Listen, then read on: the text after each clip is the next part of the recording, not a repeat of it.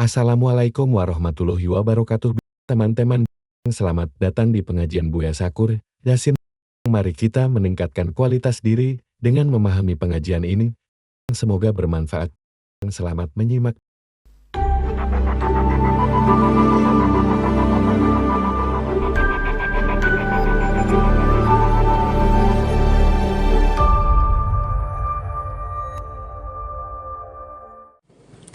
Kita ini selalu punya kebiasaan apabila menghadapi kesulitan, lalu usaha kita, rencana kita ini gagal, tidak tercapai, itu selalu berakhir dengan menyalahkan orang lain. Gara-gara sia, gara-gara kamu, gara-gara ente, selalu menyalahkan orang lain. Ini adalah kebiasaan buruk apabila gagal menyalahkan orang lain.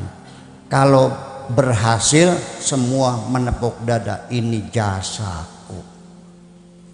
Sampai masjid saja sudah berdiri, bilangnya Pak, kalau tidak disumbang saya nggak bakal jadi. Pernah mendengar orang bilang begitu? Ya. Padahal dia tidak berjasa apa-apa. Kalau berhasil masing-masing mengaku berjasa. Kalau gagal saling menyalahkan satu dengan yang lain.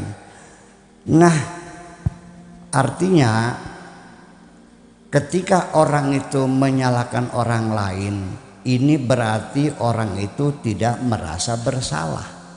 Betul? Apabila kita gagal, monggo. Tidak usah kita mencari domba yang berbulu hitam. Nanti monggo silakan monggo. Okay.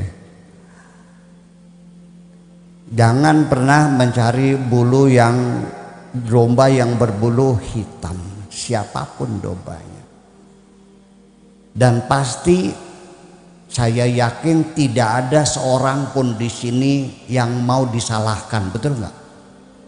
Ada yang mau disalahkan? Jelas, menyalahkan orang itu tidak menyelesaikan masalah, maka membuat masalah. Nanti kita bertengkar satu dengan yang lain.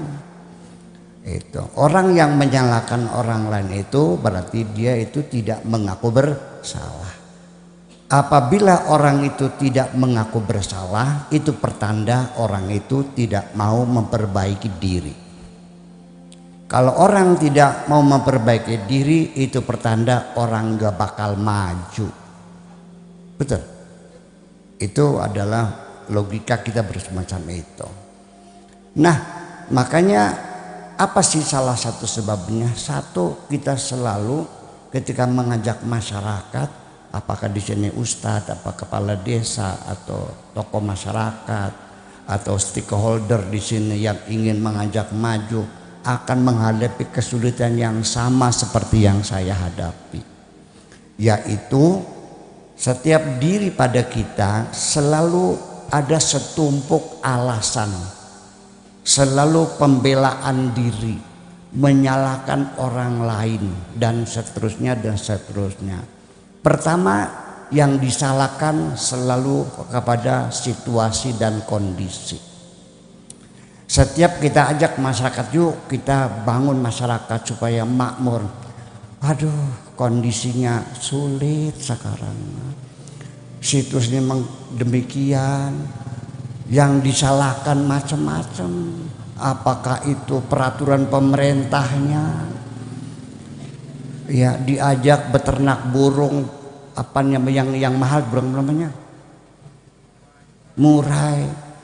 Juga tidak bersemangat gara-gara sekarang murai dipajakin. Iya, nanti mau nyupir taksi ke sana ke Jakarta, bisa dulu repot. Jakarta tuh ada ganjil genap, bikin repot saja. Selalu alasannya situasi dan kondisi, situasi dan kondisi. Yang disalahkan situasi dan kondisi. Padahal semua dunia ini situasi dan kondisi sama. Mataharinya sama enggak? Bulannya, oksigennya Udaranya, anginnya, hujannya sama kok. Apa yang beda? Yang beda manusianya. Kondisi mah sama. Nah, kita ini belum apa-apa sudah melihat kondisi tidak memungkinkan. Ya kan seperti itu. Selalu demikian. Nanti bagaimana kata masyarakat? Sudah jelas anaknya 4. Mau dagang apa nggak punya modal. Yang paling gampang kan dagang wedang. Dagang wedang, dagang minuman tuh. Nanti bagaimana kata masyarakat? Nanti ini bagaimana situasi kondisi selalu menjadi masalah situasi dan kondisi. Apa karena perundang-undangannya, apa karena persyaratan untuk bikin, untuk ngelamar kerja saja belum melangkah sudah merkeset dulu. Zaman sekarang susah, harus serba uang. Jangan berpikir ke sana dulu. Coba sekarang Pak Kiai 10 meja harus bagi-bagi duit. Kata siapanya? Melangkah saja dulu. Ini kondisi semacam ini sebetulnya dalam realita berbeda. Di dalam diri kita situasi kondisi sebetulnya bukan suatu kondisi negara ini, tapi suatu kondisi yang ada pada diri kita sendiri semacam itu. Itu pertama. Yang kedua, kita itu sudah terjangkit penyakit pesimistis. Ya, rasa optimis, harapan itu seperti hilang. Kenapa jadi nggak ada harapan? Sebabnya kita selalu melihat realita yang ada pada diri kita. Saya dorong anak itu sekolah kedokteran, anaknya pinter. Saya dorong sekolah kedokteran. Pak Kiai, dari mana duitnya? Masuknya karena juta-juta, ratusan juta Pak Kiai. Nanti satu semesternya 50 juta, duitnya dari mana? Sudah hilang semangat dulu. Tapi kenapa tetangga saya anak tukang beca bisa jadi dokter kok? Baru terakhir saya kawinkan. Kenapa dia bisa? Karena dia punya semangat. Padahal mah untuk membuat orang optimis itu di kitab-kitab kuning tuh ada, di Al-Quran ada.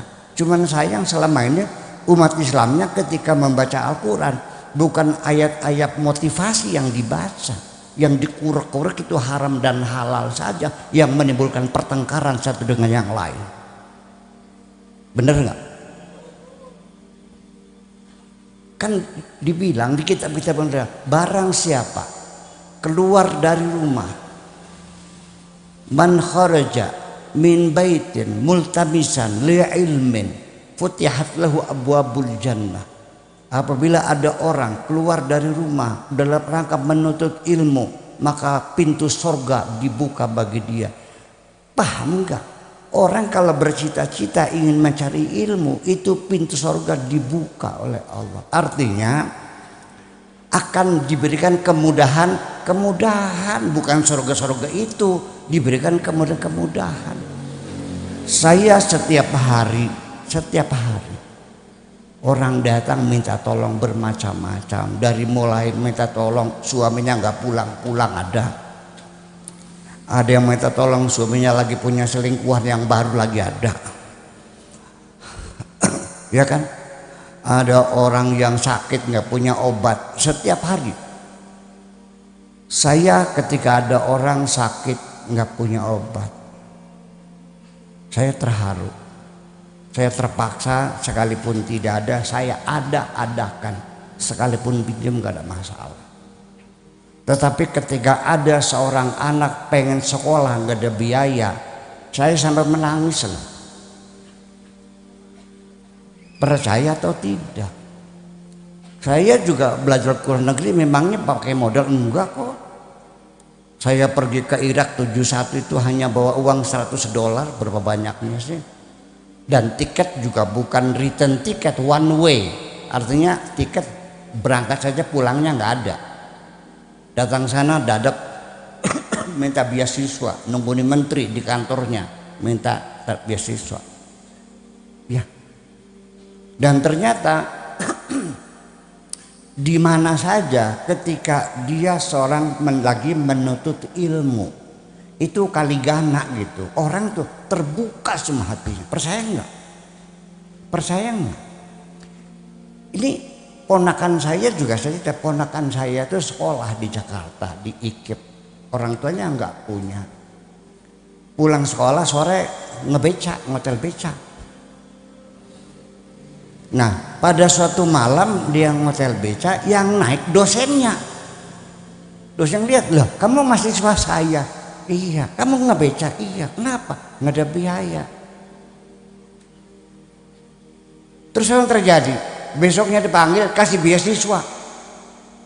Nah, ini kita jangan pernah mendahului kehendak Tuhan. Itu hadis tadi itu artinya jangan pernah kamu menyalahkan, jangan sampai ada rasa pesimis, selalu optimis. Tidak ada di dunia ini yang tidak mungkin, semuanya mungkin, tidak ada yang mustahil. Menanamkan percaya diri semacam ini susah. Dalam mencapai cita-cita di dunia dia pesimis, tetapi ketika urusan sorga dia terlalu yakin masuk sorga. Aneh enggak? Karena saking yakinnya masuk sorga, sehari-hari mengkafir-kafirkan orang aja. Yang kafir, yang bid'ah, yang musyrik, apalagi yang zindik, yang sesat, macam-macam. Itu kan dari keyakinannya dia masuk sorga. Kalau orang nggak yakin nggak mungkin. Saya nggak yakin masuk sorga. Ya doain aja, mudah-mudahan bisa. Doain nggak Bu? Iya, tapi saya nggak yakin. Artinya wajah seperti ini pantas nggak masuk surga? Pak Edi pantas nggak? Iya, ya kita ngitung aja lah semacam itu. Jadi pesimisme terlalu tinggi pada diri kita sendiri. Kemudian ada lagi hal yang menyebabkan kita sulit untuk berubah, sulit untuk diajak maju. Satu, salah meyakini tentang qada dan qadar. Nah, salah meyakini tentang qada dan qadar, salah memaknai takdir Tuhan. Sehingga orang itu dengan meyakini adanya takdir, akhirnya dia terbangun jiwa yang nihil, menjadi nihilisme. Lalu akhirnya dia tidak berbuat apa-apa. Toh semuanya sudah ditentukan oleh Allah. Dalilnya apal semua. Bahwa seseorang itu tersesat adalah karena takdir Tuhan disesatkan. Kalau orang dapat hidayah karena takdir Tuhan dapat hidayah. Sekalipun bapaknya kiai, tapi kalau tidak dapat hidayah Tuhan tetap saja jadi bencoleng. Sekalipun ibunya pelacur, dengan hidayah Tuhan bisa saja jadi anjungan besar. Selalu dikembalikan kepada takdir Tuhan sehingga dia tidak berbuat apa-apa. Ini juga salah tafsir. Takdir itu bukan berarti kita menyerahkan Allah semuanya menentukan, kita tinggal menjalani saja. Coba diputar ayatnya, jangan sampai terbalik-balik seperti itu. Saya tiap hari menerangkan qada dan qadar, ternyata masih banyak yang belum paham.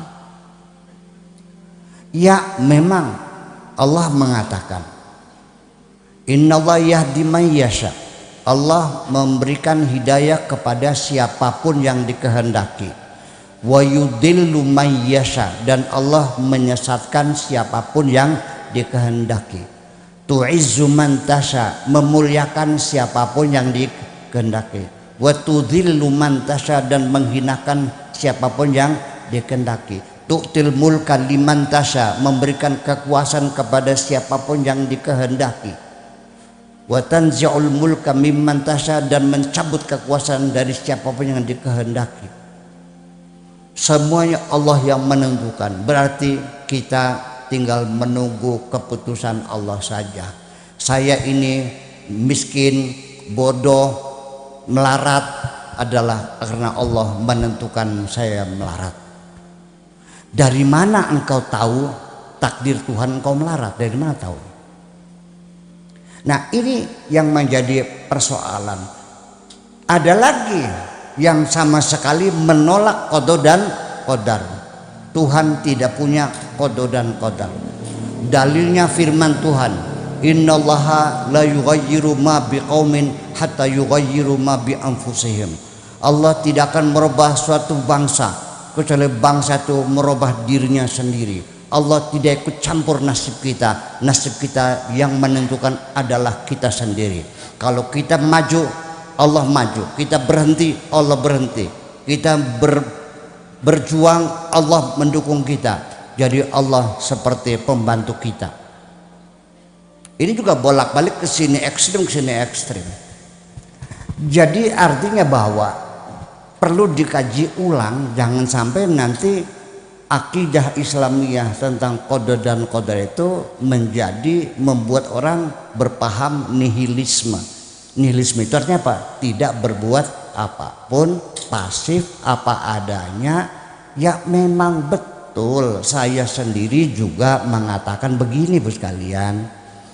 Kalau engkau pengen hidup nyaman dan bahagia, cobalah jangan sekali-kali engkau memikirkan apa yang tidak kau miliki.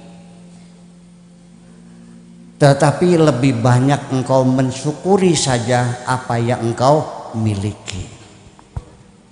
Betul enggak? Kalau engkau ingin bahagia, jangan dikaitkan dengan materi sama sekali. Ini bahagia. Banyak orang kondisi ekonominya lebih parah dari kamu. Kamu punya rumah, punya mobil, itu orang rumahnya gubuk, sepeda bodoh yang nggak punya, ya kan? Tapi ternyata dia lebih bahagia dari kamu. Ada orang yang materinya lebih baik, lebih kaya, ya kan? Mobilnya banyak berderet, tapi ternyata dia lebih sengsara dari kamu. Jadi ternyata kebahagiaan itu tidak ada hubungan dengan materi. Nah, itu ketika kita membangun kebahagiaan internal, itu perlu ada unsur keyakinan qada dan qadar, sehingga ketika kita mengalami kegagalan, kita tidak menyalahkan Tuhan. Paham enggak? Kita menerima apapun Allah berikan wajahmu wahai perempuan. Katakan sajalah alhamdulillah aku diberi kesempatan untuk hadir di bumi ini. Sekalipun wajahku pas-pasan, enggak kayak Dewi Persik, enggak kayak Syahrini, tapi yang penting hidungku bolongnya 2, mataku bisa melihat. Itu saja kita sudah merasa bahagia ketika kita mensyukuri nikmat wujud di dunia ini. Jangan pernah bertanya kepada Tuhanmu, kenapa aku terlahir tidak cantik? Itulah awal penderitaanmu itu. Betul enggak? Apa dikiranya orang cantik hidupnya bahagia? Enggak. Apa orang yang tidak cantik hidupnya sengsara juga? Enggak. Banyak enggak orang cantik hidupnya sengsara? Banyak enggak orang yang tidak cantik tapi hidupnya bahagia? Malah justru yang sedang-sedang saja itu yang lebih bahagia. Suaminya sayang banget, apa maunya dikasih semuanya. Iya, tetapi yang cantik ternyata suaminya tukang selingkuh. Dan akhirnya saya menebak-nebak, jangan-jangan antara kecantikan dan penderitaan hidup kayak ada perselingkuhan juga nih barangkali. Ada percintaan juga Bang, antara kecantikan wajah dengan penderitaan dalam hidup ini. Iya.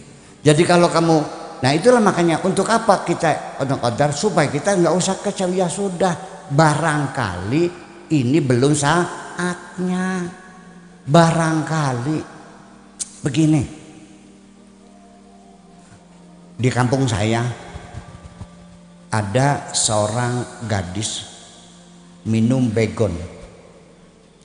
Karena ternyata pacarnya itu yang sudah bertahun-tahun akan menikah dengan perempuan lain. Artinya dengan selingkuhannya sampai akhirnya ya sudah hamil dulu lah gitu. Kawin paksa, minum begon. Itu kan goblok. Coba kalau dia memanage akidah qada dan qadar dengan baik, begitu mendengarkan suaminya dipaksa kawin dengan perempuan lain karena menghamili perempuan lain, alhamdulillah ya Allah, aku diselamatkan. Belum kawin sudah terbongkar kejahatannya. Andaikan aku kawin dulu mungkin aku akan menderita seumur hidupku. Alhamdulillah. Nyaman enggak? Dari mana? Karena kita meyakini adanya qada dan qadar, bukan menyebabkan jadi kita malas bekerja, jadi salah manajemen ini. Ini salah satu sendiri, makanya ya gimana ya, pelajaran mata agama di sekolah silabusnya mesti dirubah lagi begini caranya mah. Mesti iya. Jadi orang kalau percaya pada qada dan qadar itu tidak akan pernah berputus asa dalam hidup ini. Orang yang yakin akan Tuhan ketika gagal dia pasti akan bangkit lagi. Jatuh lagi, bangun lagi. Jatuh lagi, jatuh lagi. Selagi engkau masih bangkit kembali, engkau belum gagal. Masih ada harapan engkau bahkan berhasil. Itu persoalannya. Jadi kita memanage qada dan qadar itu kita berdoa, maka berdoa silahkan. Tapi ketika berdoa itu jangan memaksakan Tuhan harus segera hari ini. Yang kita minta kepada Tuhan kita. Jangan memaksa Allah harus segera hari ini juga. Jangan sampai terlambat. Memangnya babumu Tuhan itu. Jangan ngatur Tuhan. Ya Allah. Banyak orang berdoa tapi nyatanya bukan berdoa, ngatur. Saya pernah mendengar ada orang berdoa, Bu. Ya Allah, mudah-mudahan anak saya yang di Taiwan, yang di Hong Kong, yang di Makau kirim uang pada saya. Mudah-mudahan yang pada utang pada bayar semuanya. Dan mudah-mudahan rumah kontrakan di Jakarta ada yang kontrak lagi. Terus mudah-mudahan panen tahun ini jadi baik. Gitu kan. Andaikan malaikat bertanya, Bu, kok doanya panjang banget sih?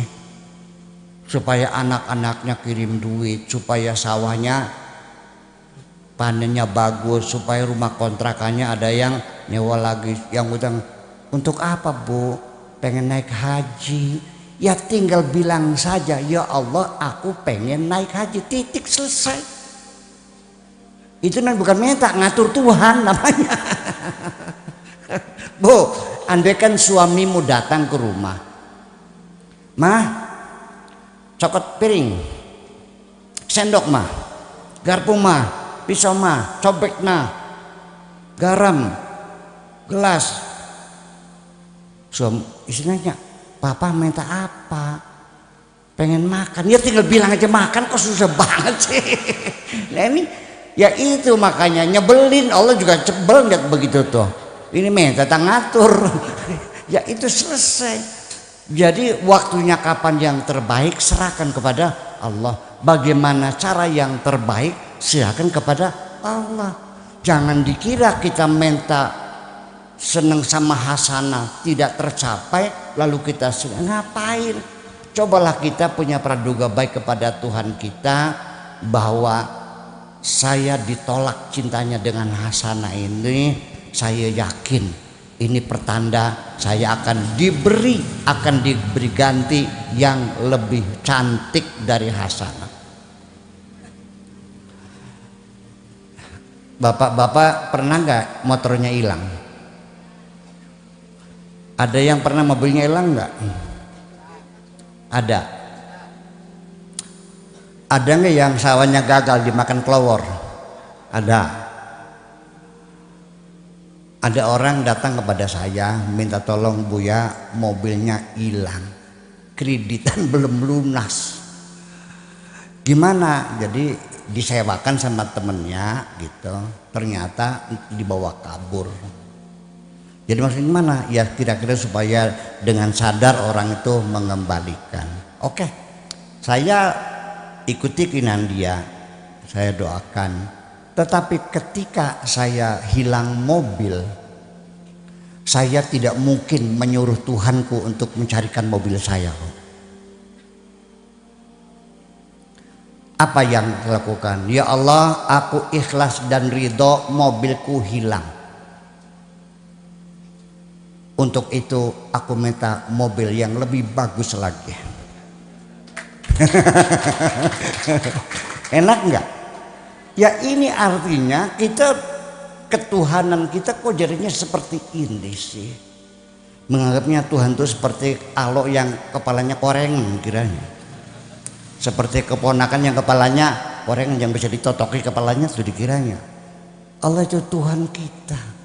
Allah selalu menentukan apa yang memang betul itu semuanya. Jadi ke depan cobalah jangan menyalahkan situasi kondisi. Jangan kita memelihara pesimisme dalam jiwa kita. Yang ketiga, jangan menyalahkan takdir Tuhan. Yang keempat ada lagi yang menyebabkan kita sulit untuk berbuat, sulit diajak merubah, melihat masa depan yang lebih baik. Satu penyakitnya, pengalaman-pengalaman pahit masa lalu, kegagalan-kegagalan yang telah kita alami menjadi kenangan-kenangan yang menyedihkan, membuat kita tercekam, tidak berani berbuat apapun. Betul nggak? Gara-gara karena suaminya berselingkuh, setelah bercerai dia tidak mau kawin lagi, takut terulang lagi. Ya goblok. Manusia. Kalau manusia itu obatnya manusia lagi. Iya. Ngapain masih muda ya Pak Kiai, umur saya sudah 40. Bu, 40 tahun tuh sedang di puncak kecantikan. Ya Allah, nggak paham-paham Bu. Umur 25 masih pentil. Masih bau, masih asem ya bahasanya juga. Perempuan itu di puncak kecantikan itu umur 40 tahun. Ya, sampai 50 itu masih stabil. 50, 60 baru melandai. 60, 70 terjun bebas. Ya masih panjang. Ya kan masih 20 tahun lagi. Ya, kebahagiaan yang panjang 20 tahun lagi. Titik Puspa itu 76 tahun loh, masih cantik jelita kok. Saya juga seneng. Iya. Nah itu, ibu-ibu pengen awet muda nggak Bu? Nggak usah pakai dibotok lagi dah, nggak usah pakai silikon lagi dah. Kalau pengen cantik dari diri kita sendiri. Jangan pernah menyimpan dendam dan kebencian di dalam hatimu. Nah, karena itu beban. Orang kalau dendam makan gak enak, tidur gak enak. Betul gak? Badan pada sakit. Ngomong aja salah semua. Mukanya cantik gak? Jelek. Sok perempuan bagaimanapun cantiknya, kalau lagi marah cantik gak? Jelek kok. Iya, itu tergambar ya, memantul pada wajahnya. Ya, yang cantik itu cantik hati. Orang hatinya cantik, wajahnya cantik, percayalah. Iya. Pernah nggak berpengalaman pada perempuan yang sebetulnya standarnya cantik lah, tapi nggak menarik ya?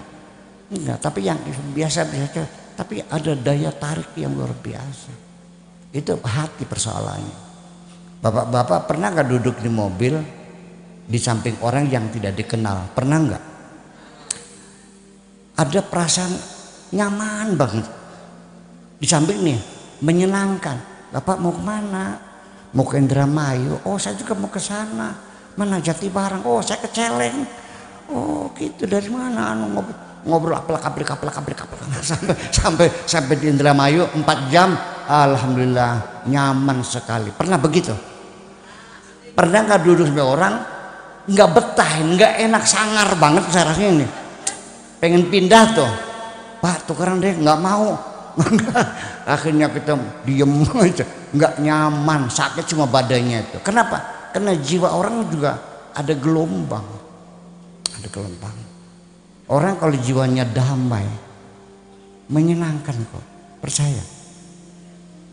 Wajahnya juga menarik sama sekali, ada aura tersendiri. Sok belajar, jangan pernah menyimpan dendam dan kebencian kepada siapapun. Jadi kembali lagi, yang keempat itu adalah karena kegagalan masa lalu kita menjadi kapok. Hari ini saya ingin menyampaikan kegagalan masa lalu itu sebetulnya begini Bu sekalian. Orang itu harus paham ya. Bedanya sekolah dengan kehidupan itu apa bedanya? Bedanya kalau sekolah kita dikasih pelajaran dulu, betul nggak? Lalu akhir tahun baru diuji, betul? Kita sekolah dikasih pelajaran dulu, akhir tahun baru diuji. Tapi dalam kehidupan pertama-tama kita diuji dulu oleh Allah. Dari ujian itulah kita mendapatkan pelajaran-pelajaran dari Allah. Asal satu penyakitnya, ketika gagal jangan menyalahkan siapapun. Itu pertanda bahwa dia tidak mau memperbaiki diri, dia tidak mau menerima pelajaran dari Allah. Iya dong, ini penyakit gara-gara kamu. Itu penyakit semacam itu. Jadi pengalaman yang lalu itu ya sudahlah, kita jadikan sahabat baik saja, karena pengalaman masa lalu itu pahitnya, getirnya, jeleknya, busuknya itu adalah kekayaan hidup kita sebagai pelajaran. Yang penting ke depan kita jangan terjerumus di lubang yang sama. Itu hadis Nabi, itu hadis motivasi. Kenapa nggak dicari? Yang nyarinya haram halal saja. Sampai rokok jadi masalah tuh. Saya jadi ya sakit hati mangga, saya senang aja. Saya ngerokok nih. Di YouTube ada komentarnya tuh. Saya kagum dengan ceramah-ceramah Anda. Anda hebat, ceramahnya enak, menyejukkan. Tetapi begitu saya melihat Anda ngisap rokok, langsung saya matikan. Ngomong apa? Saya marah juga enggak, hanya ketawa aja nih. Iya. Saya sudah tidak lagi pernah merasa tersinggung dan gitu, sudah biasa. Itu bahkan perlu juga gitu tuh. Ya, jadi perlu ada yang nyanjung, perlu ada yang ngejek juga. Berarti saya normal gitu. Iya. Nah kalau nggak ada yang ngejek gimana? Bapak-bapak sekalian, ketika engkau bertujuan apapun, punya cita-cita apapun, jangan berharap semua orang mendukungmu. Pasti ada yang pro, ada yang kontra. Itulah makna kehidupan. Kalau tidak ada yang melawan, lalu kamu berhasil, jangan mengklaim aku pahlawan. Ketika engkau pahlawan, saya tanya musuhnya ada enggak? Enggak ada musuhnya, ya bukan pahlawan. Betul enggak? Itu resikonya. Kita jangan menyerah, hadapi musuhmu itu. Bagaimana cara menghadapinya? Saya tidak perlu ketika digigit anjing itu saya gigit lagi kok, nggak usah. Saya kasih makan aja tulang belulang, selesai kok. Sejak saya ngasih makan anjing itu tidak pernah menggigit saya lagi. Ya, cara melawannya lain, kita abaikan saja. Ya sudahlah, kita akui. Ya, bahkan orang-orang yang jelek-jelekin saya, yang mencaci maki saya, Malah Pak Edi yang tersinggung marah-marah. Saya bilang, ngapain lu marah-marah? Tersinggung, nyung saya yang punya badan gak tersinggung kok. Malah tetap orang yang menjelek-jelekan saya tetap saya hormati. Tolong sampaikan salam hormat saya yang setinggi-tingginya. Apa yang kau katakan tidak semuanya salah, tidak semuanya benar, tetapi itu adalah kritikan yang penting bagi saya. Adanya orang yang selalu mencari kekurangan-kekurangan saya, itu adalah nikmat bagi saya. Kenapa? Nabi Muhammad itu adalah orang yang tidak pernah melakukan kesalahan. Betul enggak? Sebabnya karena malaikat Jibrilnya selalu di sampingnya. Kalau salah ditegur, kalau salah ditegur. Jadinya enggak salah. Nah, saya ada Jibrilnya enggak? Yang negur saya enggak ada kan? Nah, yang negur saya itu orang yang membenci saya. Berarti perlu ada orang yang benci supaya menegur saya. Terima kasih ada orang yang mengintai saya pagi, sore, siang, malam mencari kesalahan saya. Alhamdulillah dia berjasa baik mengingatkan saya. Oleh karena itu kamu malam ini kuangkat jadi Jibril saya. Dan gratis, nggak perlu bayar kok. Percaya nggak? Jadi kita memanage kehidupan itu semacam itu. Jangan menyalahkan masa lalu. Jangan lucu ini di depannya ini gara-gara mengingat masa lalu. Ini nggak lucu. Ini memorinya sudah terlalu padat banget soalnya nih, sehingga mengganggu emosi. Di depannya ada sangir kopi yang hangat. Rumahnya rumah mewah banget. Di depannya ada taman bunga yang indah. Di sampingnya ada istri yang cantik. Bukannya dinikmati kopinya, bukannya dipeluk istrinya, malah dia menangis. Kok goblok banget sih? Karena pikirannya berjalan ke belakang, mengingat masa lalunya. Ingat dulu waktu digampar oleh pamannya sendiri, ya kan? Dulu dicaci maki oleh gurunya sendiri. Ingat dulu di PHK oleh dunungannya sendiri. Segimana sudah, masa lalu tidak akan kembali. Iya. Dan masa depan tidak usah engkau merasa cemas. Masa depan belum terjadi dan belum ada dan juga belum menjadi milikmu. Apa yang bakal terjadi besok kita tidak tahu. Ini ayat-ayat motivasi dalam Al-Quran. Wa ma tadri nafsun madza taksibu ghadan wa ma tadri nafsun bi ayyi ardin tamut. Tidak ada seorang pun tahu apa yang bisa dilakukan besok. Tidak ada pun yang tahu bakal matinya di negeri mana, di tanah mana, nggak tahu. Ini ayat motivasi. Jadi masa depan itu belum ada, ya udah nggak usah ditakuti. Menakuti sesuatu yang belum ada. Kalau kita tidak tahu apa yang bakal terjadi, kenapa harus kamu pikirkan?